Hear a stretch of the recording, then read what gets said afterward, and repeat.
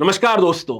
Rajiv Gandhi murder case से दया दरवाजा तोड़ दो बोलने वाले सीआईडी तक हमने डीएनए फिंगरप्रिंटिंग का नाम बहुत बार सुना होगा, जिसका हम यूज करते हैं मर्डर सस्पेक्ट्स को आइडेंटिफाई करने में, पेटर्निटी डिस्प्यूट्स को रिजॉल्व करने में कि भैया कौन किसके फादर हैं, कौन किसके मदर हैं। तो आखिरकार ये डीएनए फिंगरप्रिंटिंग काम कैसे करता है? देखिए दोस्तों, 99.9% ऑफ द डीएनए हम सारे ह्यूमंस में एक जैसा है, क्योंकि अल्टीमेटली हम सारे ह्यूमंस हैं भी एक जैसे, दिखते भी एक जैसे, वही दो हाथ हैं, दो पैर हैं, दो आंख हैं, दो कान हैं। तो आखिरकार फिर अलग क्या है दोस्तों? जो छोटा सा परसेंटेज ऑफ डीएनए हम सब में अलग होता है, उसी का एक इंपॉर्टेंट कंपोनेंट होता है टेंडम रिपीट्स। अब टेंडम रिपीट्स क्या होते हैं, आइए समझते हैं। देखिए, हमको पता है कि डीएनए जो होता है वो बेसिकली जो डिफरेंट न्यूक्लियोटाइड बेसेस हैं उनका एक सीक्वेंस होता है, आप देख सकते हैं।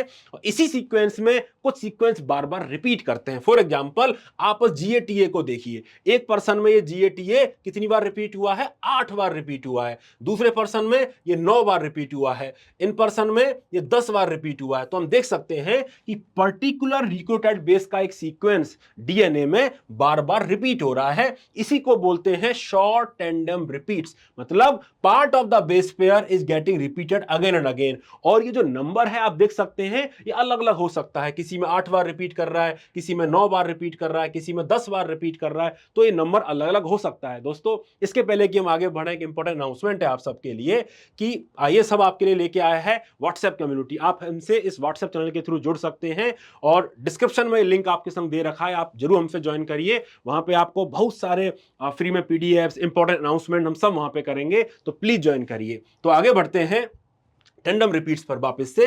तो टेंडम रिपीट्स हमको समझ में आया कि हमारे डीएनए के सर्टेन पार्ट्स बार बार जो बेसेस हैं वो रिपीट कर रहे होते हैं, जिसको हम शॉर्ट टेंडम रिपीट्स कहते हैं। अब आप बोलेंगे कि सर ये पाए कहां जाते हैं? तो भाई, हमारा जो डीएनए होता है उसका एक कंपोनेंट जिसको हम बोलते हैं सेटेलाइट डीएनए, वहां पाए जाते हैं। अब सेटेलाइट डीएनए क्या होता है? देखिए, सेटेलाइट डीएनए का सिंपल मतलब है, अगर मैं इस डीएनए को फ्रेगमेंट कर दूं डिफरेंट डिफरेंट बेसिस के अकॉर्डिंग, और अगर उनको मैं डेंसिटी पे उनको मेजर करूं, तो देखो जो बल्क ऑफ द डीएनए, जो मेजॉरिटी ऑफ द डीएनए है, वो थोड़ा भारी होता है और वो थोड़ा नीचे आ जाता है। जबकि ये जो डीएनए है जिसमें ये शॉर्ट टेंडम रिपीट्स बहुत ज्यादा पाए जाते हैं, उन डीएनए के फ्रेगमेंट्स को थोड़े हल्के होते हैं और वो थोड़े ऊपर की ओर आ जाते हैं, तो इसलिए उनको सैटेलाइट डीएनए बोला जाता है, जबकि ये हमारा बल्क डीएनए है। ठीक है, अब सैटेलाइट डीएनए मिलता कहां है दोस्तों? सैटेलाइट डीएनए आपको मिलता है टेलोमियर में, टेलोमियर में, सेंट्रोमियर में। ठीक है, ये होते हैं टेलोमियर और सेंट्रोमियर्स में। ठीक है, तो क्रोमोसोम के डिफरेंट डिफरेंट रीजन्स में हमको सैटेलाइट डीएनए मिलते हैं। अब सैटेलाइट डीएनए में ये टेंडम रिपीट्स हैं, ये कितना बड़ा बेस पेयर है इसका, उसके आधार पर इनको और फर्दर डिवाइड किया हुआ, जिस पर यूपीएससी ने क्वेश्चन ही पूछा था। ठीक है, it can B micro satellite जिसमें 1 से 9 बेस पेयर ही रिपीट होते हैं। It can B mini satellite जिसमें 10 से 100 बेस पेयर रिपीट्स होते हैं, और it can be macro satellite जिसमें more than 100 base pair repeat होते हैं। तो depending upon the length of the repeats हमने इसको क्लासिफाई किया है micro, mini and macro satellites में। ठीक है, तो अल्टीमेटली हमको यह समझ में आ गया कि जो डीएनए का एक जो कंपोनेंट है जिसको हम सैटेलाइट डीएनए बोल रहे हैं, ये different different regions of chromosomes में मिलता है, और इसमें बेसिकली होता यह है कि सर्टेन पार्ट बार बार रिपीट करता है, जिसको हम टेंडम रिपीट्स बोल रहे हैं। और टेंडम रिपीट्स के जो नंबर हैं वो अलग अलग भी हो सकते हैं, हर इंसान में वो नंबर अलग अलग हो सकते हैं। इतना हमको समझ में आ गया। अब दोस्तों, इसमें खास बात यह है कि ये जो कितनी बार रिपीट्स हो रहे हैं ये हर पर्सन में बहुत ज्यादा वेरी करते हैं। ये वेरिएबिलिटी बहुत इंपॉर्टेंट है। देखिए, हमको सबसे पहले ये समझना पड़ेगा कि अगर हमको आइडेंटिफाई करना है, अगर हमको मर्डर सस्पेक्ट आइडेंटिफाई करना है कि भैया हमको यहाँ से डीएनए मिला और हमको 50 लोगों की सस्पेक्ट लिस्ट है, हमको इनसे मैच कराना है, तो हमें कोई ऐसा ट्रेड चुनना पड़ेगा जो बहुत ज्यादा वेरिएबल हो।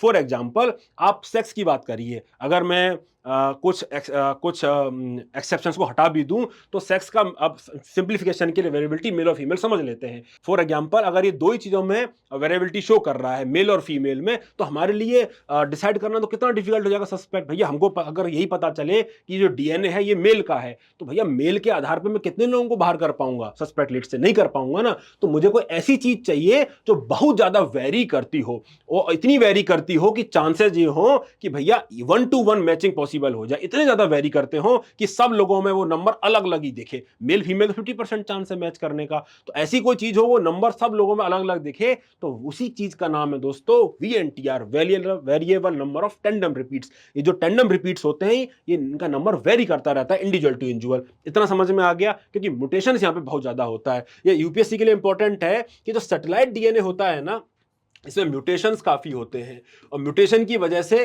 जो टेंडम रिपीट्स का नंबर है ये बहुत चेंज होता है, हर पर्सन में चेंज होता है।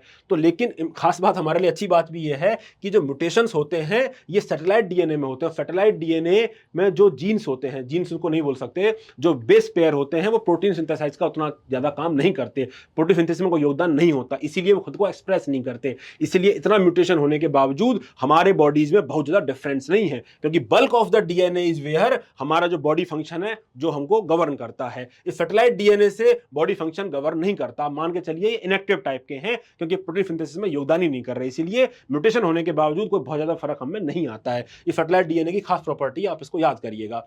तो अब इंपॉर्टेंट बात यह है कि जो डीएनए के ये जो सैटेलाइट डीएनए के जो बेस पेयर हैं ये इनके नंबर्स अलग अलग होते हैं, ये हमको समझ में आ गया। अब दोस्तों अब बेसिकली हो क्या रहा है, अब देखिए अब हमको करना क्या, काम हमारा कितना आसान है। हमको पता है कि क्रोमोसोम के भैया डिफरेंट डिफरेंट लोकस पर, डीएनए के डिफरेंट डिफरेंट लोकस पर हमको पता है कि भैया सपोज ये वाला पैटर्न हमने गाटा का देखा था, ठीक है, ऐसे ही ये वाला पैटर्न टाटा का हो सकता है, मैं एग्जांपल के लिए बोल रहा हूं बस, ठीक है, ये वाला पैटर्न सीजी का हो सकता है, ठीक है। तो अगर ये गाटा गाटा वाला जो पैटर्न है, ठीक है, ये वाला पैटर्न 8 बार रिपीट हो सकता है, 9 बार रिपीट हो सकता है, 10 बार रिपीट हो सकता है। सिमिलरली ये वाला जो पैटर्न है सीजी ये भी 8 बार, 9 बार, 5 बार, कोई भी नंबर और रिपीट हो सकता है, टाटा भी कोई नंबर पे रिपीट हो सकता है। इतना समझ में आ गया। तो दोस्तों हम जब डीएनए प्रोफाइलिंग करते हैं तो हम इन डिफरेंट लोकस पर ही चेक करते हैं कि वो चीज कितनी बार रिपीट हो रही है। आइए अब आपको थोड़ा सा समझाते हैं, आपको एकदम क्लियर हो जाएगा अगली इमेज से। देखिए, आप देखिए कि ये डिफरेंट डिफरेंट लोकस हैं,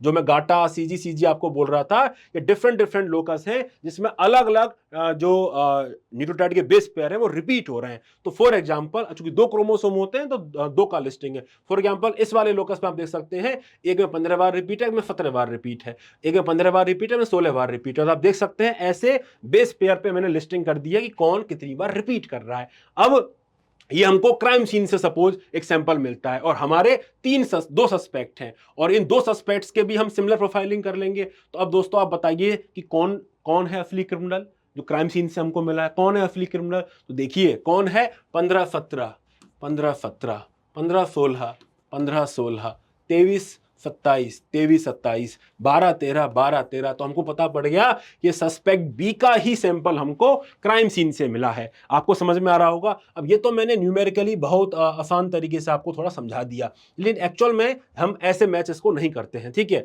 अच्छा, इसमें इसके पहले मैं आगे बढ़ूं, इसमें खास बात यह है कि चूंकि आप देखिए 2 पेयर ऑफ क्रोमोसोम है, तो एक फादर से आता है एक मदर से आता है, इसका आप ध्यान रखिएगा, ठीक है। एक फादर से आएगा एक मदर से आएगा, तो इसीलिए पैटर्निटी एस्टेब्लिश करने में भी या इवोल्यूशनरी जो सीक्वेंस है उसको एस्टेब्लिश करने में भी इसमें मदद मिलती है, ठीक है। तो जनरली हम क्या करते हैं कि हम डीएनए का सैंपल तो कहीं से भी ले सकते हैं, बाल से, स्किन से, ब्लड से, सैंपल को लेके उसको डिफरेंट डिफरेंट फ्रेगमेंट्स में तोड़ देते हैं और उस पर इलेक्ट्रिकल फील्ड अप्लाई करेंगे, क्योंकि डीएनए नेगेटिवली चार्ज होता है। तो जो सबसे छोटा वाला जो फ्रेगमेंट होगा वो बहुत तेजी से पॉजिटिव उसकी तरफ जाएगा, ठीक है, इसलिए वो अलग सेपरेट हो जाएगा। जो थोड़े भारी होंगे वो थोड़े पीछे रह जाएंगे। तो ऐसा करके हम डिफरेंट डिफरेंट प्रोसेस से निकाल के हमको अल्टीमेटली मिलते हैं बैंड्स, जिनको हम डीएनए फिंगरप्रिंटिंग बोलते हैं। और दोस्तों इन्हीं बैंड्स के आधार पर हम बेसिकली कंपेयर करते हैं। तो फॉर एग्जांपल इस लोकस पर हमको ये वाला बैंड मिला, फिर ये वाला बैंड मिला, फिर ये वाला बैंड मिला, तो हम कंपेयर कर सकते हैं 3 सस्पेक्ट में से कि भैया कौन सा वाला जो बैंड है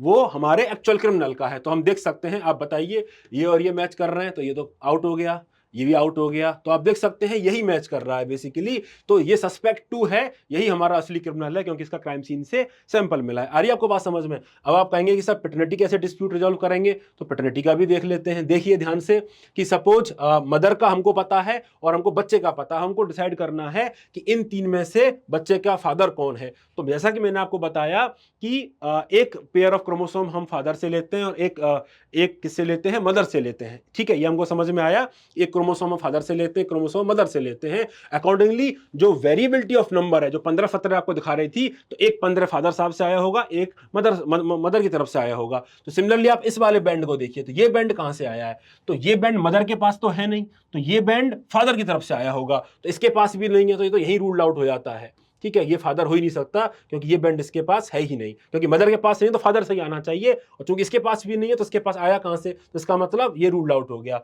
अब डेड 2 को देखें, तो डेड 2 में भी ये है क्या, डेड 2 में ये है क्या, ध्यान से देखिए, ये डेड 2 में भी नहीं है, ठीक है, नहीं सॉरी डेट 2 में है, मैं नीचे देख रहा था, ठीक है, डेट 2 में भी है और डेट 3 में ही है, तो हमारे पोटेंशियल जो है वो ये 2 हो गए। अगला देखिए, अगला मदर में है तो मदर से आया है, ये क्लियर हो गया, ये वाला भी मदर से आया है, ये भी क्लियर हो गया। अब ये देखिए, ये मदर में नहीं है तो ये भी फादर से आना चाहिए। अब देखते हैं ये कहाँ है, तो ये तो हमारा पहले ही रूल्ड आउट है और हमारा अब ये भी रूल्ड आउट हो गया। अब देखिए, क्योंकि ये वाला बैंड इसमें है ही नहीं, डेट 2 में है ही नहीं, तो अल्टीमेटली हम कंफर्म कर सकते हैं कि जो डेट 3 है यही इसके फादर है, क्योंकि एक मदर से लेते हैं और एक फादर की तरफ से लेते हैं। तो दोस्तों, ऐसा ही डीएनए फिंगरप्रिंटिंग काम करता है। वो एक्चुअली बताता है आपको कि जो टैंडम रिपीट्स हैं इनका जो नंबर है वो क्या है, ठीक है, और वो उसका जो नंबर है उसको हम मैच करते हैं सैंपल से, या हम पैटर्निटी डिस्प्यूट में भी उसका ऐसे यूज करते हैं। तो उम्मीद है आपको डीएनए फिंगरप्रिंटिंग थोड़ी समझ में आई होगी, थोड़ी कॉम्प्लेक्स है बट बस हमको इतना समझ में आना चाहिए कि टैंडम रिपीट्स होते हैं, इनके जो नंबर है हाईली पॉलीमॉर्फिक है, बहुत ज्यादा वेरी करते हैं और इतने ज्यादा वेरी करते हैं कि दो इंडिविजुअल्स में ये समान मिलते ही नहीं। जैसे हमारे फिंगरप्रिंट्स की रिजल्ट समान नहीं मिलती, वैसे ही वो नंबर सारे लोकस के लिए, इतने सारे लोकस मैंने आपको दिखाए, ठीक है, हो सकता है एक दो समान मिल जाएं, लेकिन सबके सब लोकस के लिए समान मिल जाए ऐसा हो नहीं सकता। फॉर एग्जांपल 17 समान हो गया, लेकिन ये वाला 17 तो नहीं हुआ, ऐसे एक दो मैचिंग हो सकती है, लेकिन सारे के सारे लोकस के लिए मैचिंग हो जाए ये लगभग इंपॉसिबल है, ठीक है। तो इसी बेसिस पे दोस्तों डीएनए फिंगरप्रिंटिंग काम करती है। तो कमेंट करके बताइए आपको समझ में आया कि नहीं आया। मिलते हैं अगले वीडियो में जल्दी ही, तब तक के लिए टेक केयर, बाय बाय।